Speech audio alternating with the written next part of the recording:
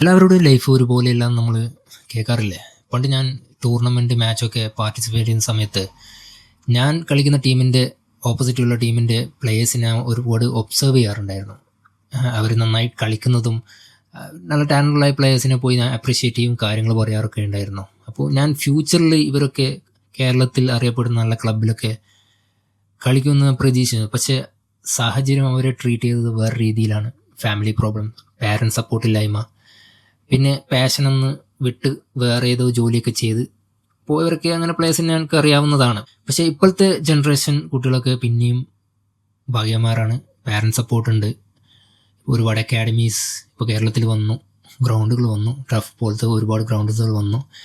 അപ്പോൾ ഇന്നത്തെ സപ്പോർട്ടൊക്കെ അന്ന് കിട്ടിയിരുന്നെങ്കിൽ ഇപ്പോൾ കേരള ബ്ലാസ്റ്റേഴ്സ് പോലത്തെ ക്ലബിലൊക്കെ അവരിപ്പോൾ കളിക്കുന്നുണ്ടായിരുന്നു. പക്ഷേ അവരെ സാഹചര്യം ട്രീറ്റ് ചെയ്ത് വേറെ രീതിയാണ്, അങ്ങനെയാണ്.